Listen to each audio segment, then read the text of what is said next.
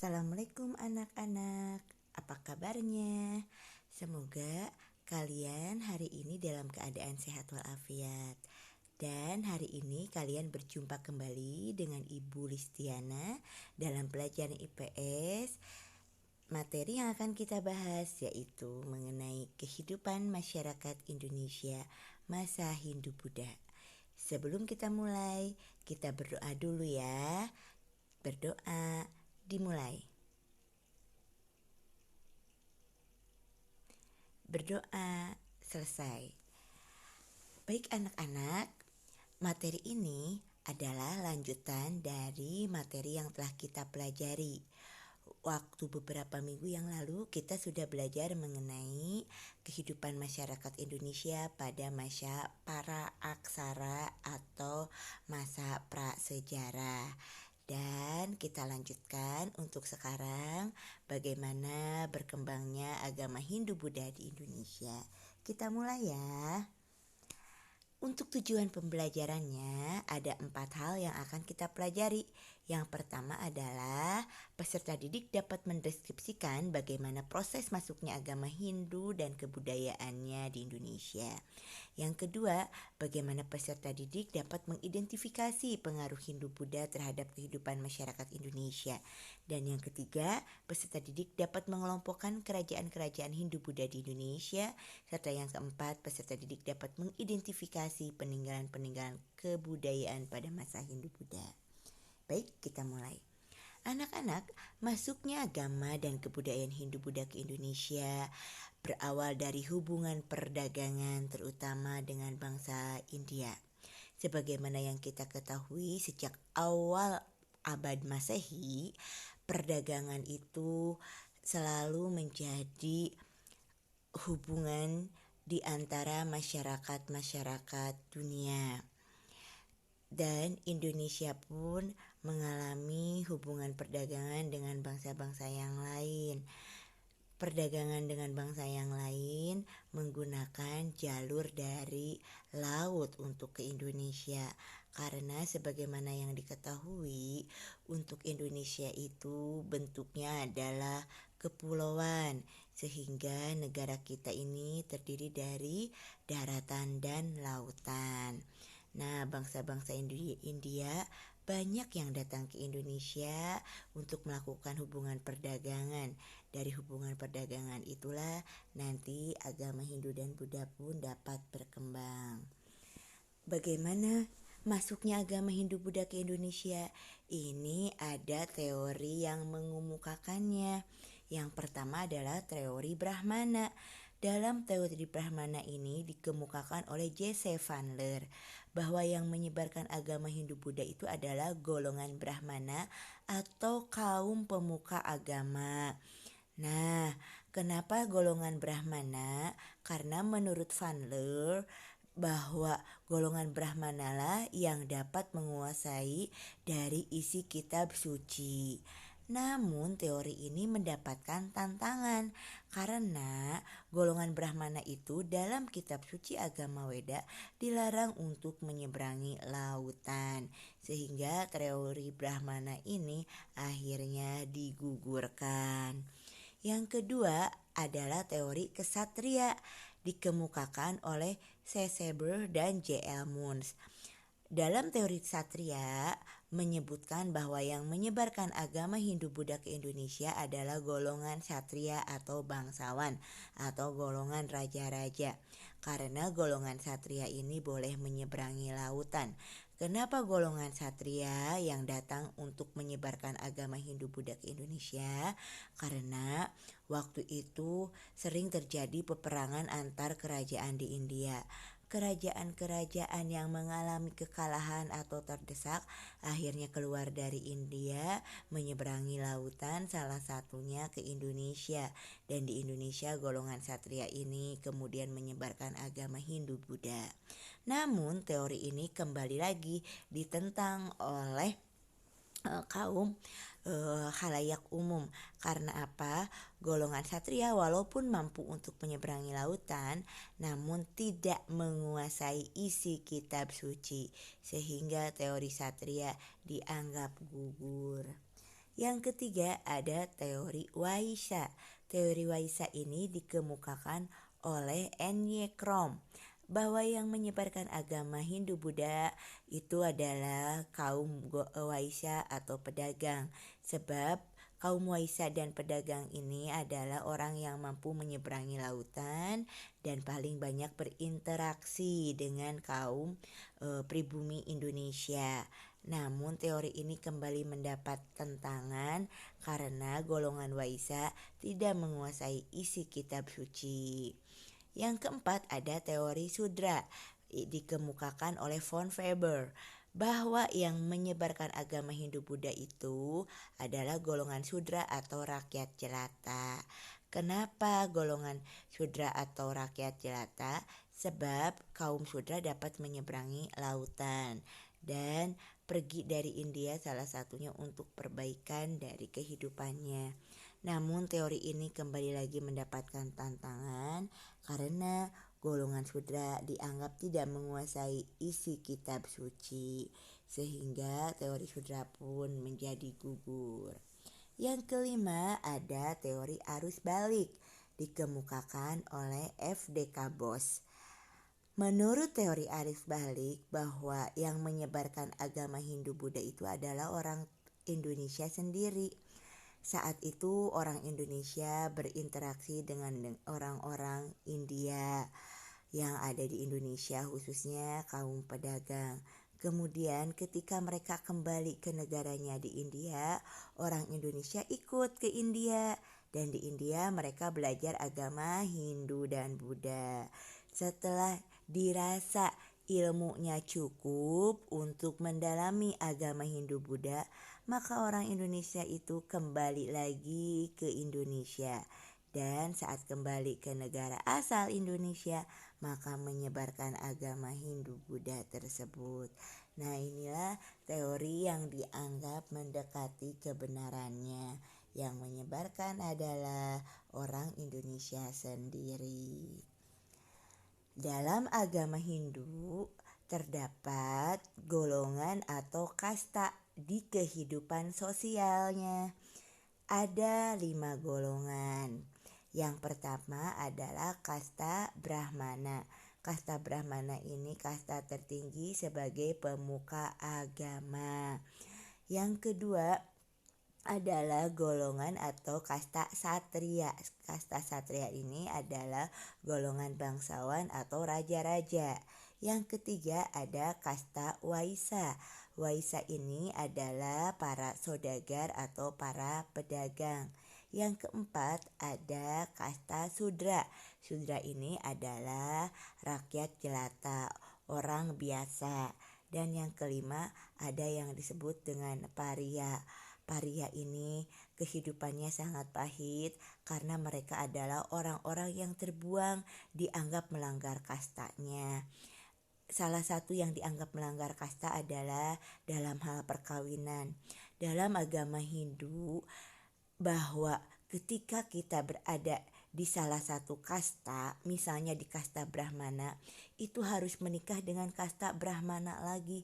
Tidak boleh misalnya Brahmana menikahi Sudra, atau Satria menikahi Sudra, atau Satria menikahi Waisya. Itu tidak boleh. Nah, yang melanggar perkawinan beda kasta tersebut, maka nanti mereka akan terbuang dari kastanya dan masuk ke kasta paria. Kasta paria ini kehidupannya betul-betul sangat terkucilkan.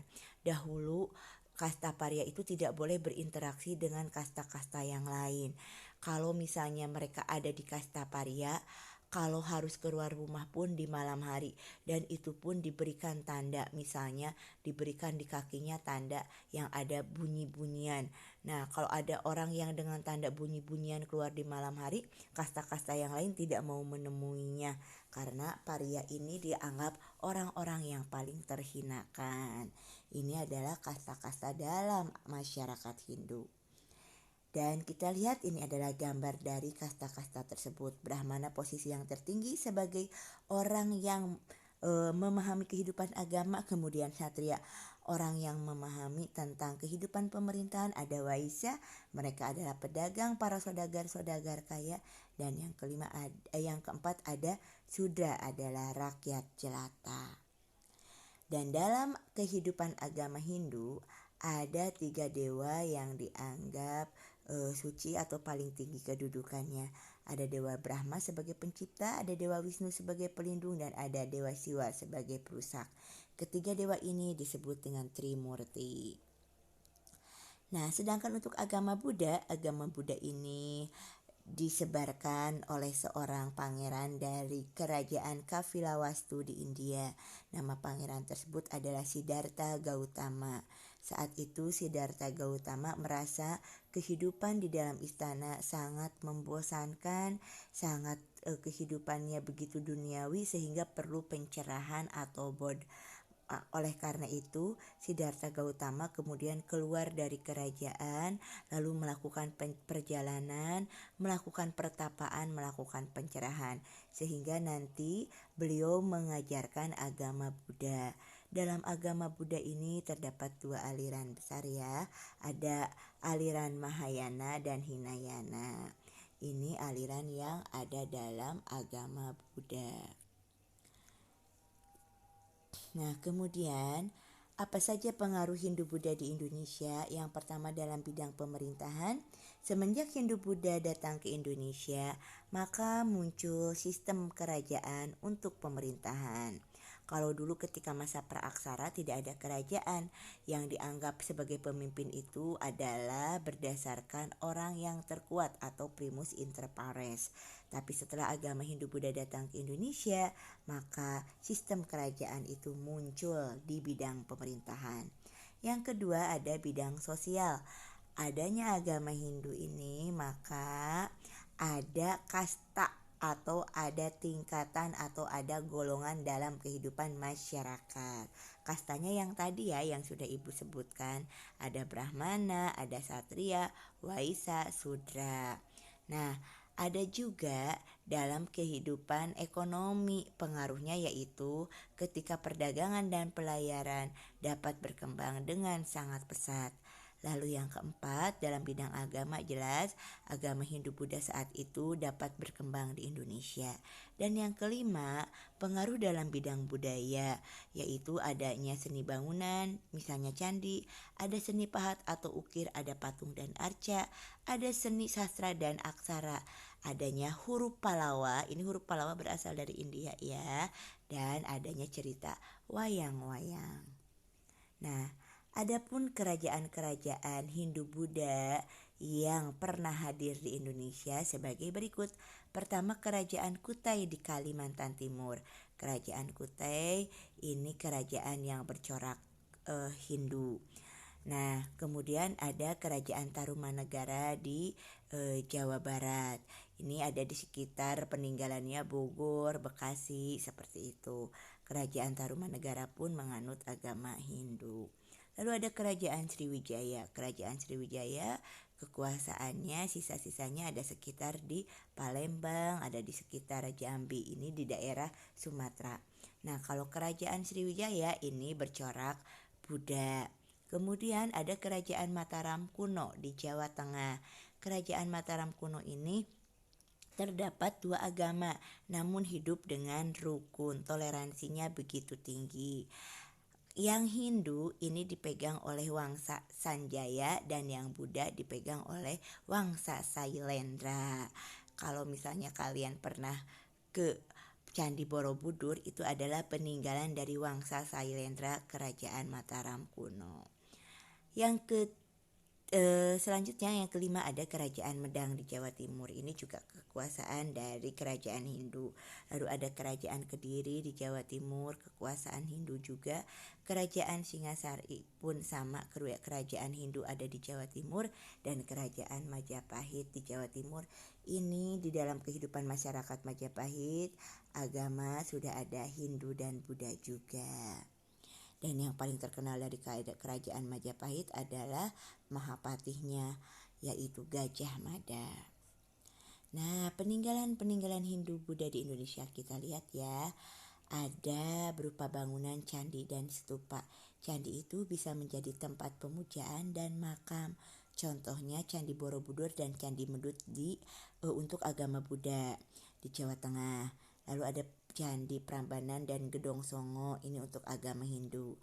Kita lihat perbedaan dari candi Hindu dan candi Buddha. Kalau candi Hindu biasanya dibangun dalam bentuk langsing gitu ya, kecil-kecil.